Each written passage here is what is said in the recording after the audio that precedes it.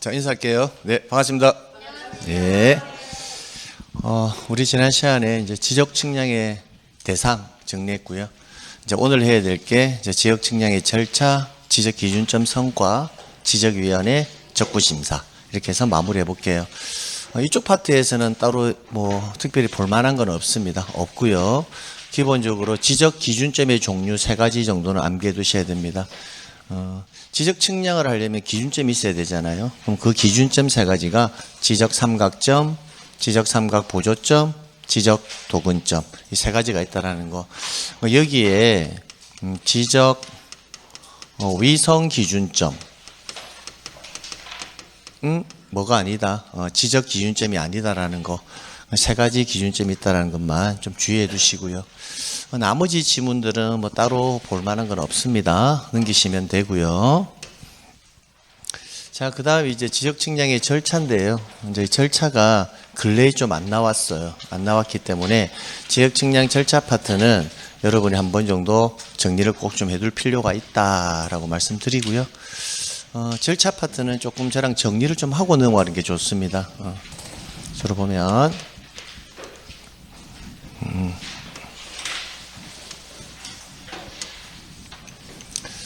지적 측량 절차. 가령 예를 들면 이게 17번지 한 필지 토지가 있습니다. 이 토지 소유자가 있을 거고요. 이 토지에 대해서 이해관계를 맺고 있는 자, 이해 관계인 또 있을 건데, 만약 토지 소유자가 이 토지를 분할할 수 있잖아요. 그죠? 필요에 의해서. 그럼 이 토지를 이렇게 분할을 하겠다라고 판단한다면 뭘 해야 한다? 측량을 해야 될 거예요. 그래서 토지 소유자 등 이해관계인이 지적 측량을 의뢰를 할 건데, 의뢰는 누구한테 하느냐면 지적 측량 수행자에게 지적 측량을 의뢰를 합니다. 이때 지적 측량 수행자라고 하면 이제 과거에는 대한지적공사였는데 이제 지금은 한국국토정보공사라고 용어가 바뀌었고요. 그리고 지적 측량 업자까지 합쳐서 지적 측량 수행자라고 하는데, 지적 측량 수행자가 누구냐라는 것은 시험 문제가 안 나오니까 지적 측량의 의뢰는 누구한테 한다? 지적 측량 수행자에게 한다라고 보시면 되고, 그럼 수행자가 의뢰를 받으면 그 다음 날까지 지적 측량에 관한 수행 계획서를 지적 소관청에 제출을 합니다. 그럼 제출을 하고 나면 이제 수행자가 현황에 가서 뭘 할 거냐면 의뢰를 받은 지적 측량을 할 거라는 거예요. 그럼 만약에 분할 측량을 의뢰했다면 무슨 측량하겠다? 분할 측량을 하겠죠. 그죠? 그럼 지적 측량이 끝나고 나면 측량의 결과물이 나옵니다. 그걸 측량에 관한 성과라고 불러요. 성과. 그럼 이 성과는 누가 만들어낸 겁니까? 위에 보면 수행자가 만들었다는 걸 알 수가 있죠. 그럼 수행자가 만든 이 성과가 정확한지 정확하지 않는지를 뭐 해야 한다? 검사를 해줘야 되거든요. 그럼 이때 성과가 정확한지 정확하지 않는지 검사를 해줘야 되는데, 이때 행하는 측량을 무슨 측량이라 한다? 검사 측량이다 라고 하는 거예요. 그럼 검사 측량을 마쳤다면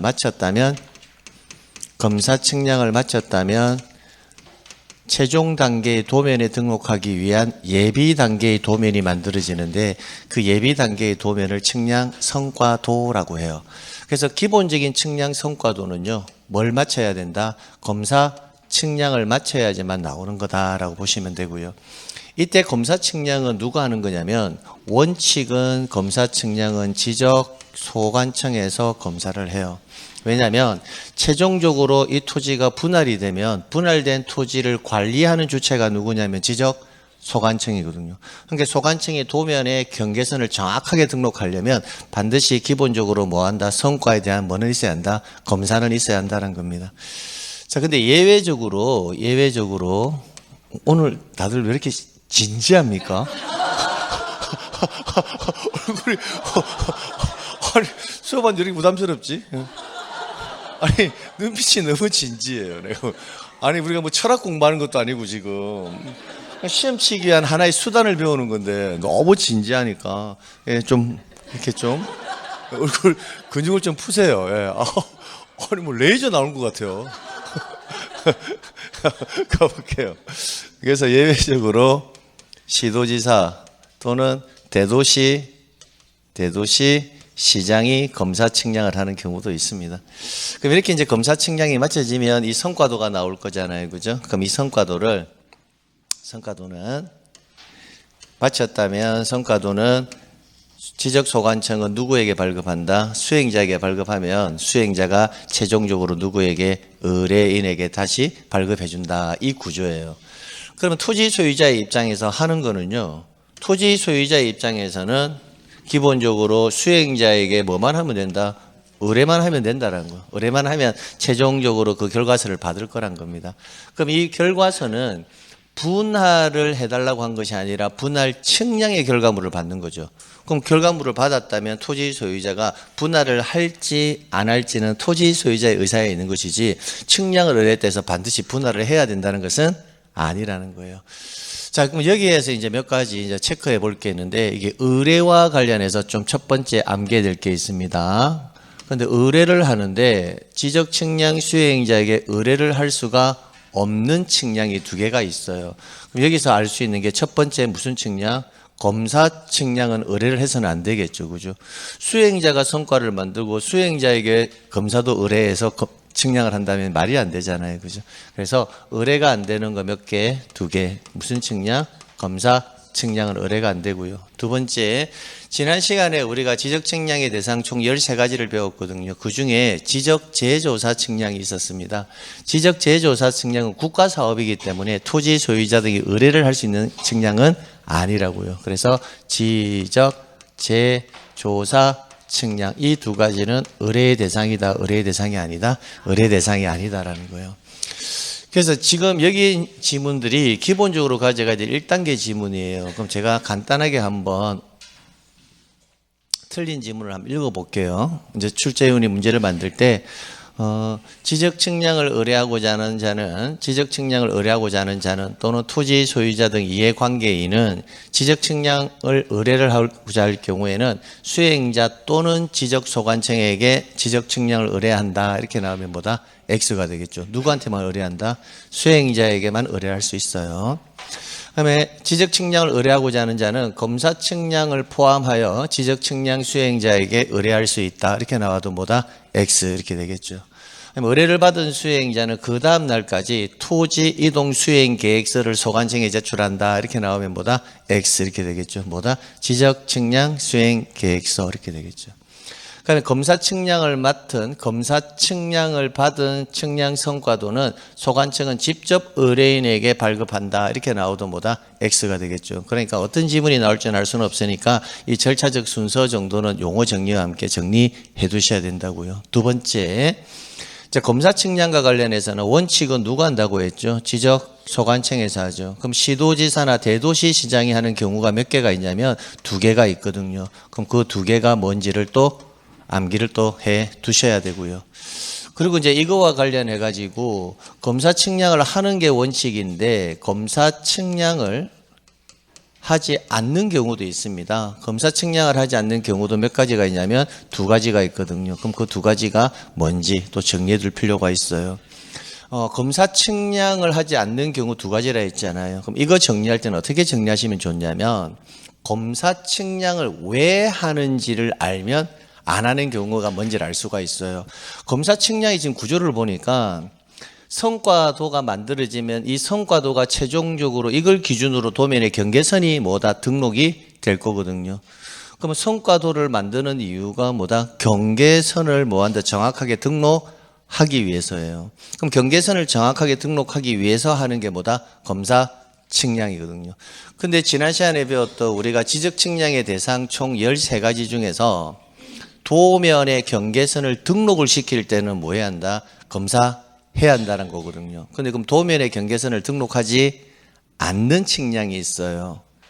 도면상의 경계를 지상에 뭐 할 때 보거래 목적어라는 측량이 있잖아요. 두 개가 경계 복원 측량과 지적, 현황 측량은 도면의 경계선을 새롭게 그리는 측량이 아니라 이미 그려져 있는 경계를 지상에 뭐하고자 할 때 복원하고자 할 때 하니까 복원의 목적을 하는 측량은 결국 검사 측량을 한다 안 한다? 안 한다 이렇게 보시면 돼요. 결론은 뭐냐면 도면의 경계선을 정확하게 그리기 위해서만 검사를 하는 것이지 이미 그려져 있는 경계선을 복원할 때는 검사 측량을 하지 않는다. 그렇게 정리해 두시면 편하다는 겁니다. 자, 그 다음 마지막 지문이 여기에 있습니다. 지적 측량. 그럼 측량을 할 때는 기간이 있거든요. 기간.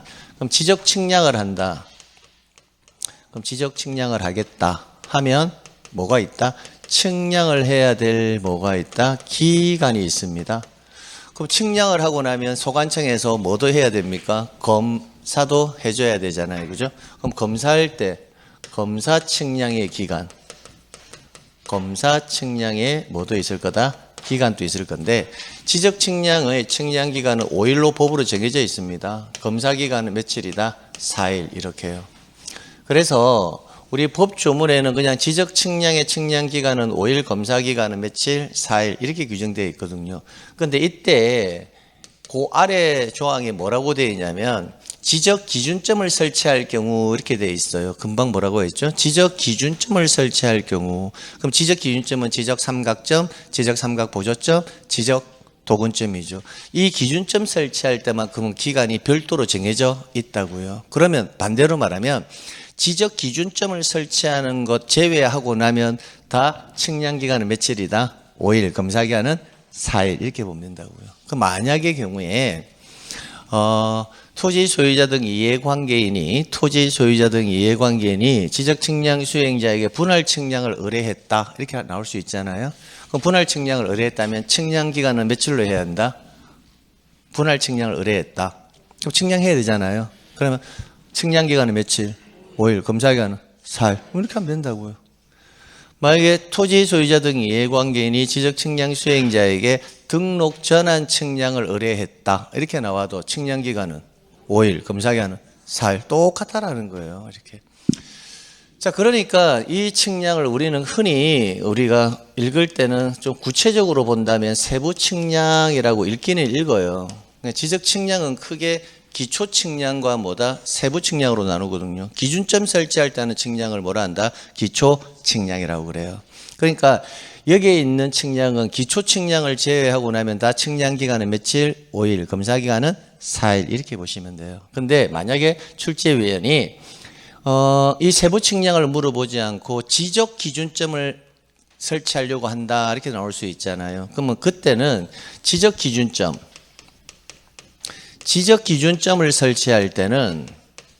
설치하고자 할 때는 측량 기간은요, 지적 기준점이 몇 점이냐에 따라서 좀 달라져요.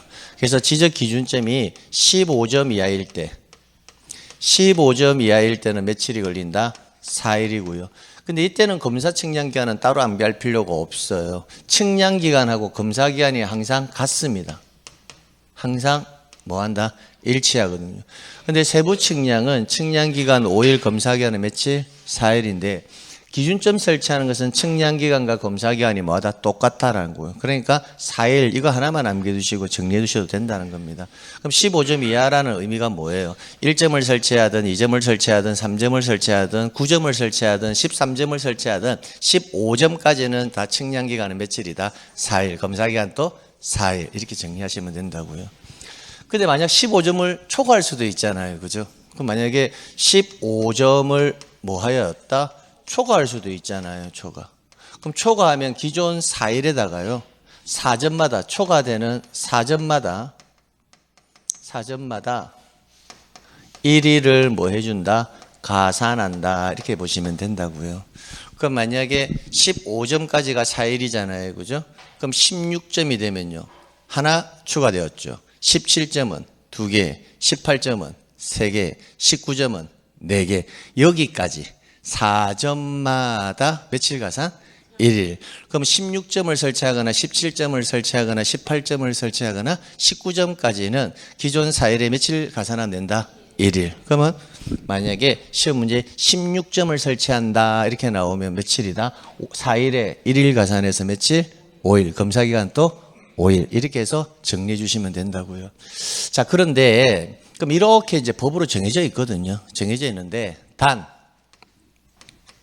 위와 같은 규정에도 불구하고 의뢰인과 수행자가 지적측량 수행자가 합의를 할 수가 있습니다. 합의. 그럼 합의를 했다면 가령 저는 이런 거 잘 모르니까요. 의뢰인이 수행자에게 20일 안에 다 끝낼 수 있을까요? 이렇게 할 수 있잖아요. 그럼 수행자가 계산을 해보니까 20일이면 충분할 것 같아요. 해서 합의를 할 수 있잖아요. 그죠? 그럼 합의를 했다면 합의한 이 기간에 따르겠다라는 거예요. 다만 합의한 기간의 4분의 3 전체 기간의 4분의 3은 뭐로 해야 한다? 측량 기간으로 하는 거고요. 전체 기간의 몇 분의 몇? 4분의 1은 측량한 거 뭐 한다? 검사하는 기간으로 쓰겠다는 거예요. 이렇게. 자, 그러면 이제 이 숫자를 가지고 출제인이 충분히 이렇게 문제를 낼 수 있겠다. 그죠? 이런 식으로 이렇게 숫자를 가지고 이렇게 문제를 낼 수가 있을 거예요. 이렇게 4분의 3, 4분의 1 이렇게요. 그래서 암기할 때는요. 이렇게 암기하시면 돼요. 암기할 때는 측, 오, 검, 사, 이렇게 암기해 주시면 편해요. 그래서 측, 오, 검, 사, 이렇게. 그래서 이게 나오는 4는 15점 이하일 때 며칠? 4일. 4점마다 며칠 가산? 1일 가산. 합의하면 몇 분의 몇? 4분의 3, 4분의 1 이렇게 해서 정리해 두시면 됩니다.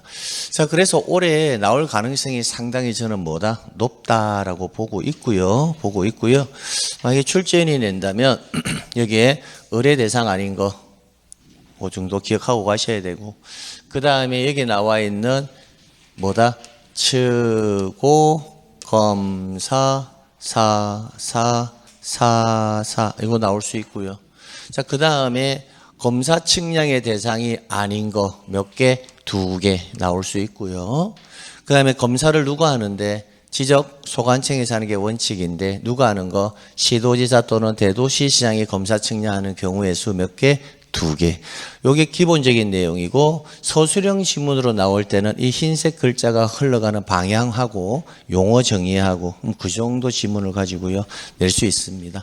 그래서 사실은 측량 파트에서 수험생 입장에서 가장 암기 분량이 많은 게 지적 측량 절차거든요. 이 정도.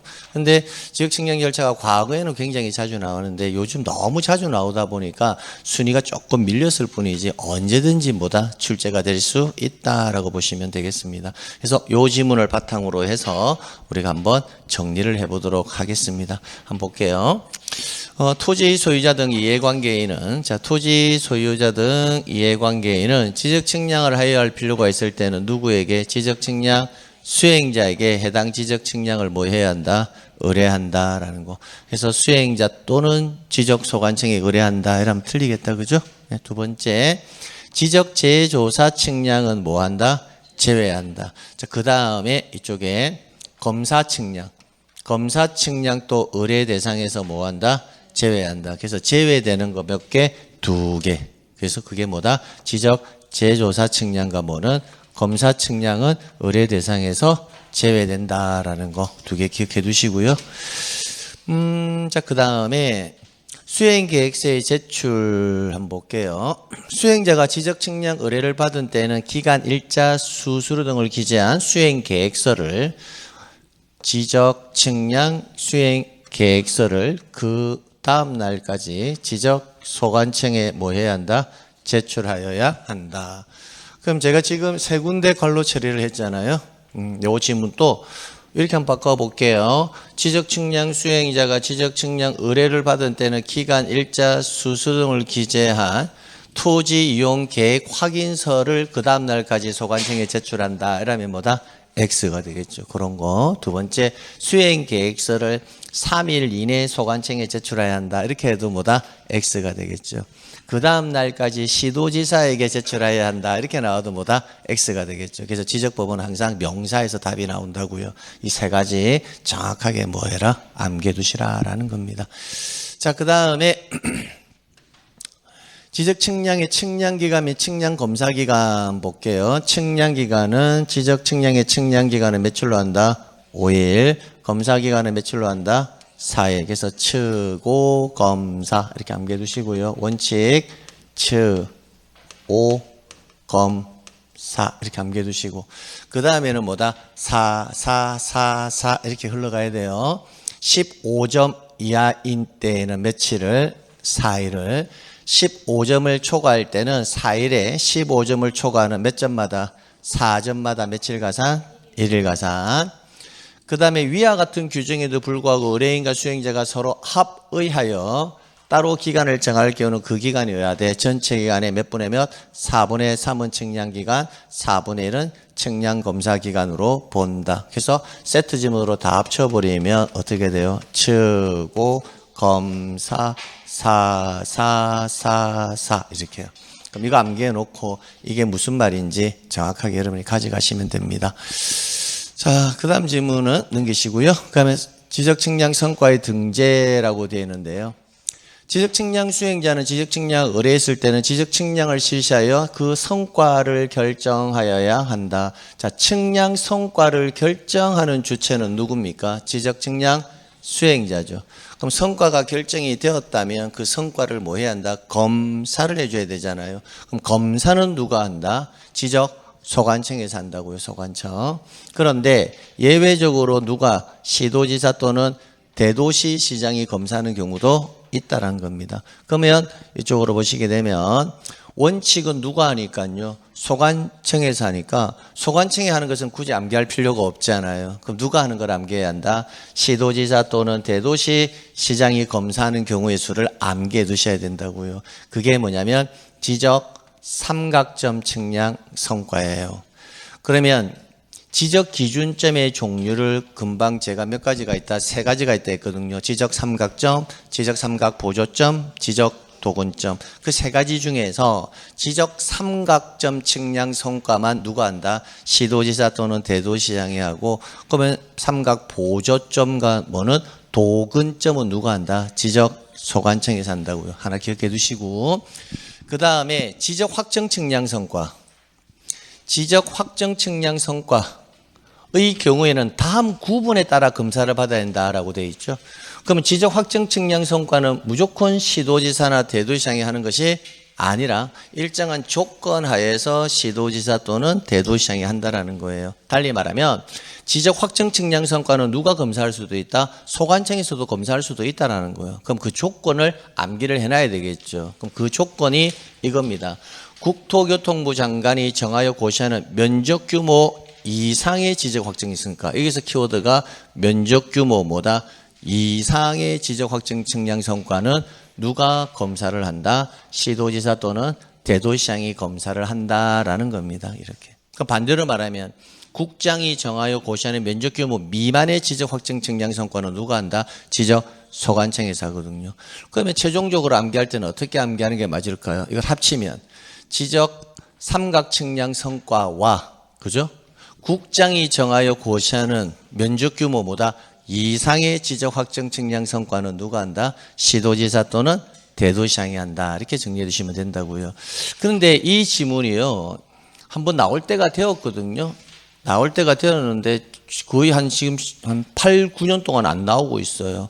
그래서 시도지사 또는 대도시장이 검사하는 경우의 수를 여러분이 꼭 좀 뭐 하셔라 기억해 둘 필요가 있습니다. 자, 그 다음 이제 넘겨보시게 되면 이제 검사 측량을 하지 않는 경우 몇 개? 2개. 그게 뭐다? 경계 보건 측량과 지적 현황 측량은 검사를 요하지 않는다라는 거. 그래서 검사 측량의 대상이 아닌 거 몇 개? 2개. 그게 뭐다? 경계 보건 지적 현황 측량은 검사 측량을 요하지 않는다. 그럼 결론은 여기서 알 수 있는 것은 검사 측량과 관련해 가지고 문제를 만들어낼 때 정답의 결정 요소로 작용할 수 있는 지문은 총 4개예요. 첫 번째 출제인이 물어볼 수 있는 게 지문을 딱 주고 대상에서 검사를 하는 겁니까? 검사를 하지 않는 겁니까? 그거 구분하는 거 첫 번째 내릴 수 있겠죠. 그럼 정답은 2개 중에 하나죠. 경계 보건 측량 아니면 뭐다? 지적 현황 측량은 검사를 하지 않으니까 그거 하나 기억해 두시고. 그럼 그거 두 개를 제외하고 나면 성과에 대한 검사는 뭐 해야 한다? 받아야 되는데 원칙은 다 누가 한다? 지적 소관청에서 할 건데 예외적으로 누가 하는 경우도 있다? 시도지사 또는 대도시장이 하는 경우가 있으니까 그게 몇 개다? 두 개. 그러니까 총 뭐다? 검사하지 않는 경우의 수 몇 개? 두 개. 시도지사 또는 대도시장이 하는 경우의 수 몇 개? 두 개. 나머지는 다 누가 한다? 지적 소관청. 그렇게 해서 정리해 둘 필요가 있다는 겁니다. 자, 그다음 지적 소관청은 지적 측량 성과도를 누구에게 발급해라? 수행자에게 뭐 해준다? 발급한다. 그래서 측량 성과도는 누구에게 발급해라? 수행자에게 발급한다라는 거. 그럼 이제 수행자가 받겠죠. 그럼 수행자가 받으면 누구에게 이제 의뢰인에게 측량 의뢰인에게 지체 없이 다시 뭐 해줘라? 발급해줘라. 그럼 그 말은 소관청에서 지적 소관청이 의뢰인에게 직접 발급한다 이렇게 나오면 이 지문은 뭐다? 틀리겠다. 그죠? 누구한테 발급하고 수행자에게 발급하고 수행자가 받아서 누구에게? 의뢰인에게. 그렇게 해서 마무리하시면 됩니다. 자, 됐고요. 그래서 이제 이 지문을 암기할 게 좀 많잖아요. 그래서 이 기본 틀을 먼저 뭐하고 스키핑을 하고 난 다음에 암기해야 될 사항의 빨간색 부분들을 필수적으로 내가 좀 암기를 하고 가야 되겠다라는 느낌을 가지고 흰색 부분 전체적으로 틀을 잡아서 가시면 됩니다. 자, 그 다음에 지적 기준점 성과의 관리 및 통보라고 되어 있는데 이제 한번 보세요. 이게 좀 희한해요. 지금 31회 때부터 몇 회까지? 36회까지 해가지고요. 4번이나 무려 나왔잖아요. 그죠? 근데 얘는 좀 이상해요. 이상한 게 뭐냐면, 내용은 적어 놨지만 출제인이 물어보는 지문이 딱 정해져 있거든요. 다 할 필요도 없어요. 이것만 암기하시면 되거든요. 지적 기준점. 볼게요. 지적 기준점. 지적 기준점을 설치하려면 측량을 해야 되잖아요. 그죠? 그럼 측량을 하고 나온 게 뭐다? 측량의 성과예요. 그래서 지적 기준점 성과 얘네들을 누가 관리하는지, 뭐 보관은 누가 하는지 그 말이겠죠. 근데 관리가 되었다면 얘네들 뭐 한다? 발급이나 또 뭐 한다? 열람을 신청할 수가 있을 거거든요. 그럼 지적 기준점 성과라고 했으니까 기준점 성과가 몇 개죠? 3개. 적어보면 지적 삼각점 성과. 그죠? 그 다음 지적 삼각 보조점 성과. 그 다음에 지적 도근점 성과. 이렇게 해서 3가지가 지적 기준점 성과거든요. 근데 지적 삼각점 성과는 관리를 누가 하느냐면요. 시도지사가 합니다. 근데 보조점 성과와 도근점 성과의 관리는 지적 소관청에서 하거든요. 그러면 지적 삼각점 성과는 시도지사가 관리하잖아요. 그죠? 그럼 시도지사가 관리하면 누구한테 발급 열람 신청하면 돼요? 시도지사에게 발급 열람 신청하면 되잖아요. 그죠? 삼각 보유점과 도근점 성과는 누가 가지고 있죠? 지적 소관청이 가지고 있죠. 그럼 누구한테 신청하면 돼요? 지적 소관청에게. 근데 여기서 이제 특이점이 하나가 있다는 겁니다. 지적 삼각점 성과는 시도지사가 가지고 있기 때문에 시도지사에게 신청을 하면 되는데 또는 누구에게도 지적 소관청에게도 신청할 수 있다는 게 특징이에요. 그럼 지적 소관청이 대행 업무를 봐주겠다라는 겁니다. 자, 그래서 이 지문이 다예요. 이게 다거든요. 근데 이 지문을 가지고 무려 4번이나 냈다는 겁니다. 문제를 낼 때는 뭐다? 지적 삼각점 성과는 누가 관리하느냐? 이게 정답이에요. 그냥 누가 한다? 시도지사가 한다. 이게 끝이에요. 근데 지적 삼각점 성과의 발급 열람은 누구한테 신청한다? 물어보면 시도지사 또는 지적 소관청이죠. 이거 가지고 그냥 4년 동안 물어봤다는 거예요. 계속. 그러니까 조금 강의라는 사람의 입장에서는 좀 어처구니가 없죠. 왜냐하면 앞에 암기 분량이 많은 것도 많은데도 불구하고 출제인이 근래 4번씩이나 이걸 냈다라는 거예요. 그래서 요게 다예요. 이게 다예요. 근데 여기서 이제 통보에 관한 규정이 있는데 통보에 관한 규정은 출제인이 문제를 안 내고 있더라는 겁니다. 안 내고 있으니까 가져갈 필요는 없고 이것만 가져가시면 돼요. 그럼 주의해야 될 게 뭐만 좀 주의하시면 되느냐면 지적 삼각점 성과는 누가 시도지사 또는 시도지사 관리를 하는데 발급 열람 신청을 할 때는 누가 들어온다? 지적 소관청이 들어온다. 이거 하나만 조심하시면 돼요. 그리고 또 암기할 때는요. 지적 삼각점이라는 글자와 삼각 보조점이라는 글자를 비교해보면 국어적으로 비교해도 지적 삼각점이 좀 더 상위 개념이라는 걸 알 수가 있죠. 그러니까 지적 삼각점이 시도지사니까 보조점은 그보다 하급 기관이 누가 한다? 지적 소관청에서 할 거고. 그러니까 도근점하고 근데 삼각 보조점은요. 국어적으로 우열 관계를 좀 뉘앙스상으로 정하기가 어려워요. 그러니까 보조점하고 도근점은 뭐다? 세트로 묶어버리면 되거든요. 그래서 크게 암기할 게 없는데 무려 몇 번 나왔다? 근래에 4번이나 나왔다라는 것을 알 수가 있습니다. 자, 그래서 이제 몇 가지 체크를 한번 해볼게요. 이게 지적 삼각점 성과, 여기는 지적 삼각 보조점 성과 및 도근점 성과라고 되어 있잖아요. 뒤에 뭐가 나왔다? 관리라고 나와 있죠. 관리. 그럼 지적 삼각점 성과는 누가 관리한다? 시도지사. 보조점과 도근점은 누가? 지적 소관청. 그걸 끝나는 거예요. 4번 지문 바로 갑니다. 뭐라 이렇게 되어 있는데 지적 삼각점 성과라고 되어 있잖아요. 그죠? 에 대해서 여기에 뭐라고 되어 있다? 열람하거나 등본을 뭐 한다? 발급이라고 되어 있잖아요. 그러면 지적 삼각점 성과는 누구? 시도지사 또는 누구에게? 지적 소관청에게 신청하면 되고, 그 다음에 지적 삼각 보조점 성과 및 도근점 성과, 얘네들은 발급 열람을 누구한테 신청하면 된다? 지적 소관청에게 신청하면 된다. 그러니까 요 지문 가지고 계속 나왔거든요. 딴 거는 따로 정리하지 마세요. 하지 마시고요. 이것만 가지고 가시면 됩니다. 끝. 자, 그 다음에 이제 지적위원회인데요. 이제 이 지적위원회는 뒤에 나오는 지적 측량 적부 심사 절차하고요. 비교해서 정리해 주시면 됩니다. 그럼 지금부터 지적 측량 적부 심사 절차를 같이 정리를 좀 해 드릴게요. 보면서 지적위원회는 지적 측량 적부 심사 절차하고 밀접한 연관성이 있거든요. 그래서 여기에서 지적 측량 적부 심사. 지적 측량 적부 심사는 2심제로 운영이 됩니다. 2번까지 심사를 요구할 수 있다라는 거예요. 이게 적자가 오를 적자고요. 부자가 한자로 그를 부자입니다. 그럼 지적 측량이 그대로 읽으면 지적 측량이 옳은지 그른지를 뭐 해달라? 심사해달라라는 거예요. 그럼 가령 지적 측량 수행자가 지적 측량의 성과를 만들어낼 것이고, 그럼 그 성과에 대해서 소관청에서 뭐 할 거다? 검사를 해서 성과도를 만들 거잖아요. 그죠? 그 만드는 성과도를 수행자에게 발급하고 수행자가 또 누구에게? 의뢰인에게 또 발급해 줄 거라고요.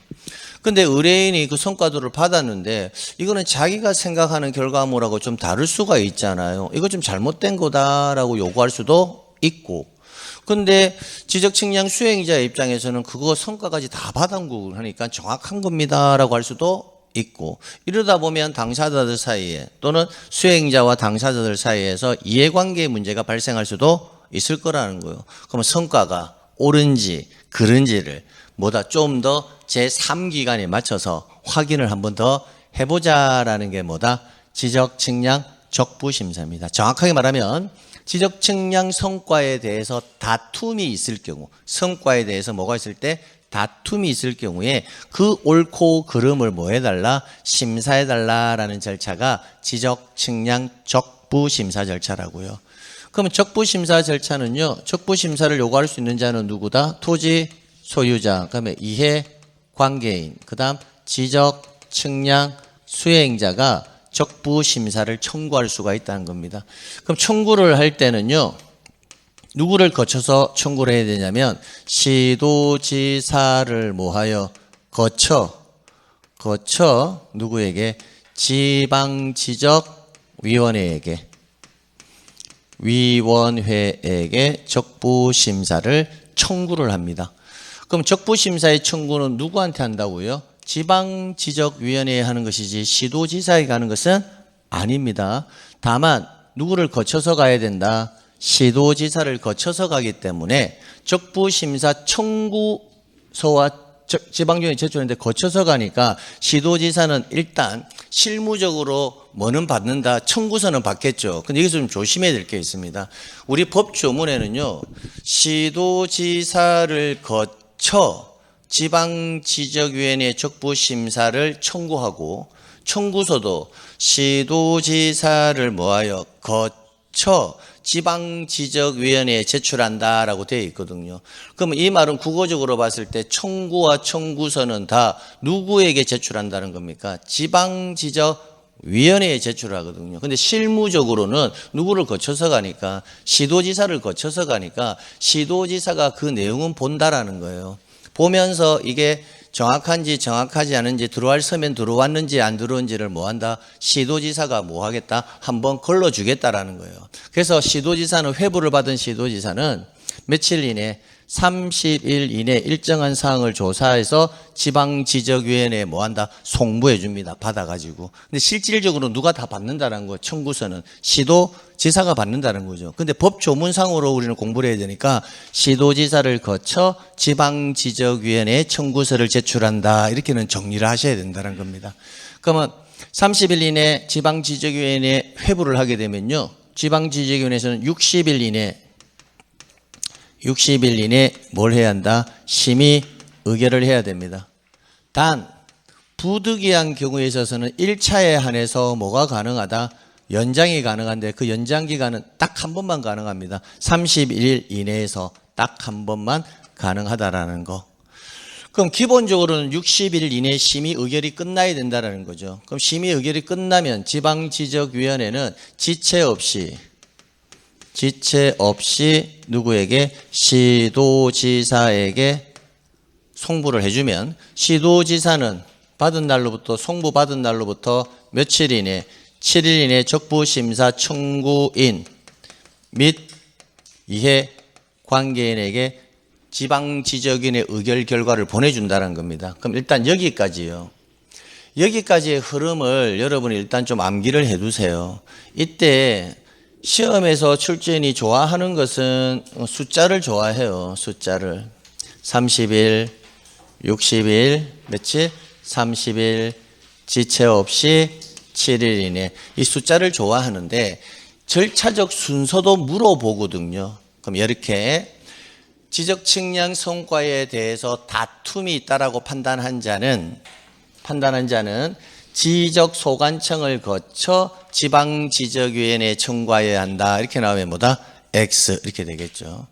또는 지적 소관청에게 적부심사 청구서를 제출한다. 이렇게 나와도 뭐다? X가 되겠죠. 그러니까 기본 베이스는 항상 서술형 지문에서는 명사를 정확하게 일단 암기해 주는 게 첫 번째예요. 그렇게 해놓고 나서 두 번째, 그러면 시도지사를 거쳐서 간다 했잖아요. 그럼 시도지사는 며칠 이내에 회부해라? 30일 이내에 회부하는 거고, 심의 의결은 며칠 이내에 해라? 60일 이내에 하는 거고, 그 다음에 1차에서 연장은 며칠 가능하다? 30일 이내에 한 번만 가능하고, 결과가 나오면 어떻게 해라? 지체 없이 시도지사에게 보내라. 시도지사 받으면 며칠 이내? 7일 이내에 결과서를 보내줘라. 이렇게 해가지고 정리해 주시면 됩니다.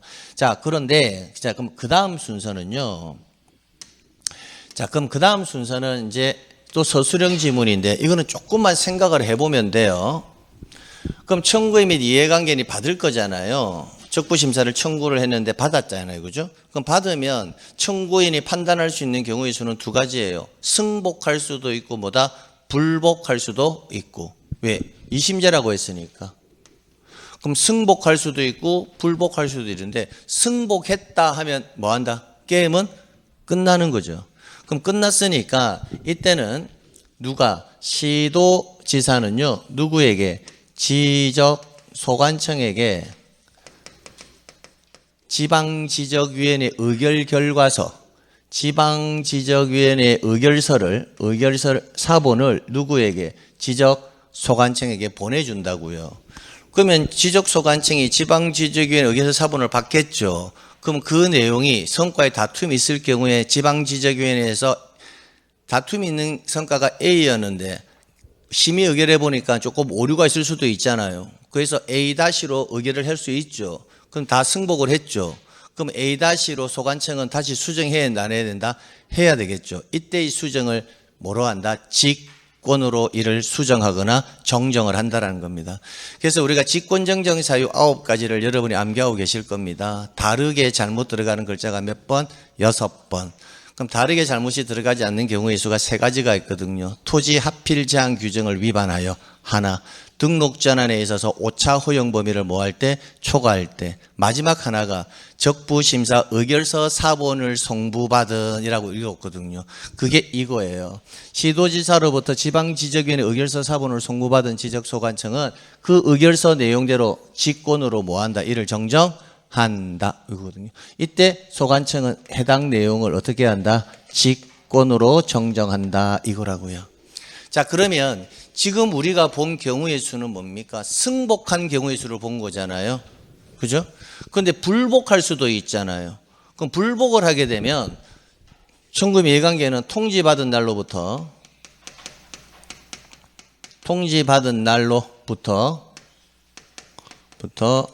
90일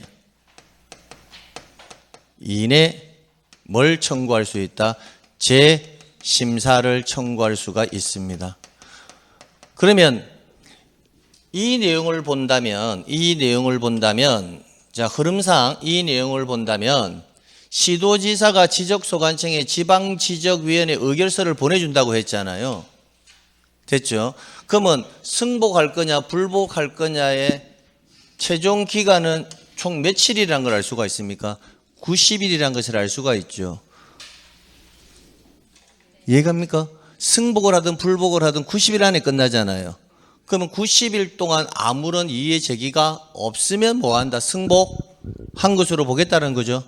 그러면 결국은 날짜 먼저도 이렇게 되겠네요. 시도지사가 지방지적인 의결서를 지적소관청에서 보내가지고 의결 결과대로 수정을 해라라고 보내줄 때도 최소한 며칠은 기다려야 된다는 거예요. 90일은 기다려야 된다는 거예요. 그러니까 90일 이내에 재심사를 청구하지 아니하였다면 누가? 시도지사는 지방지적인 의결서를 누구에게 보내야 한다? 소관청에게 보내야 한다. 이게 순서가 맞겠죠. 그러니까 날짜만 정확하게 안겨두면 서술형 지문은 따라온다라는 거예요. 그러면 거기서 끝나는데 만약 통지받은 날부터 90일 이내에 재심사를 청구할 수가 있잖아요. 그럼 재심사를 청구를 했다면 그때는 시도지사는 지방지적인 의결서를 보내면 돼요, 안 돼요? 안 되죠. 왜? 이 결과에 뭐 한 거니까? 불복을 한 거니까 의결서를 보내서는 안 된다라는 거예요. 그 다음, 그러면 재심사를 만약에 이제는 뭐 했다? 청구를 했다면, 그러면 재심사 절차가 또 진행될 거라고요. 그럼 재심사는 위에 있는 절차 내용을 그대로 답습합니다. 그대로. 다만 위에 있는 심사 결과에 대해서 불복을 하는 거니까 위에 애들보다 기간은 한 급 더 상급 기간으로 가야 될 거예요. 우리가 1심 법원에서 불복하면 몇 심 법원으로 한다? 고등법원으로 가듯이 얘네들한테 불복했으니까 얘네들보다 한 급 더 상급 기간으로 가는 게 맞겠죠. 그러면 시도지사보다 한 급 상급 기간은 누구다? 국토교통부 장관이죠. 지방지적위원회보다 한 급 상급 기간은 뭐다? 중앙지적위원회가 될 거예요. 시도지사보다 한 급 상급 기관은 누구다? 국토교통부 장관이 될 겁니다. 그러니까 재심사 절차는 위 절차하고요. 토시 하나 안 틀리고 뭐하다? 똑같습니다.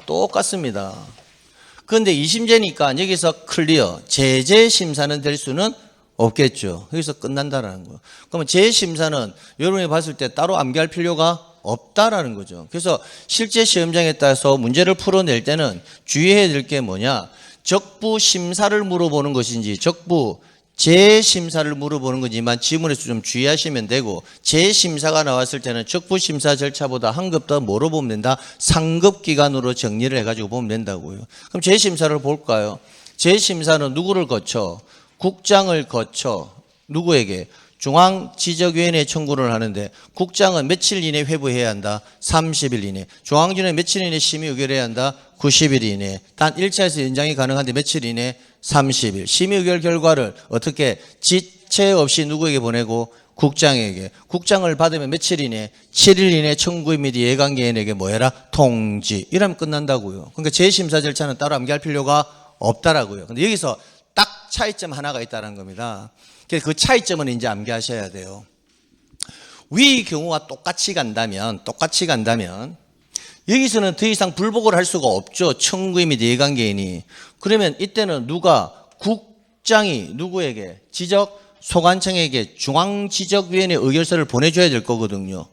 근데 지적소관청의 입장에서는 지방지적위원회 의결서도 확인을 함께 해줘야 돼요. 불복한 내용이 뭔지를 알아야 되니까. 그래서 위와 똑같은 지문으로 간다면 국토교통부 장관이 지적소관청에게 중앙지적위원회 의결서를 보내야 되는데 그 절차 하나만 다르다고요. 중앙지적위원회 의결서를 누구한테 보낸다? 시도지사에게 보내고 시도지사가 누구에게? 지적소관청에게 중앙지적위원회에 뭘 보낸다? 의결서를 보낸다라는 거예요. 그럼 이때 지방지적위원회 의결서를 뭐한다? 합쳐서 보내주거든요. 근데 이것까지 다 가져갈 필요는 없고요. 저는 이렇게 암기했으면 좋겠습니다. 위의 내용만 일단 암기하시라고요. 암기해놓고 그 아래는 뭐다? 한 급 더 상급 기관으로 간다 하고 지적소관청에게 의결서를 보내줄 때는 누가 다 보내준다? 일괄적으로 시도지사가 다 보내지 국장이 의결서를 보내주는 경우는 뭐다? 없다. 그렇게 암기해 두신 게 더 효과적이에요. 그래서 재심사 절차는 적부심사 절차하고 뭐하다? 똑같다. 한 급 더 상급 기관이다. 다만 지적소관청에게 의결서 사본을 보내줄 때는 누가 일괄적으로 보낸다? 시도지사가 보내지 국장이 보내는 경우는 없다. 그렇게 암기해 주는 게 더 효과적입니다. 일단 이렇게 정리를 해놓고 지방지적위원회와 뭐다? 중앙지적위원회 얘네들과 관련해서 몇 가지 더 체크하고 정리하면 마무리가 끝나는 겁니다. 조금 쉬었다가요. 이 지문들 2개 마무리하고 끝내도록 할게요. 네.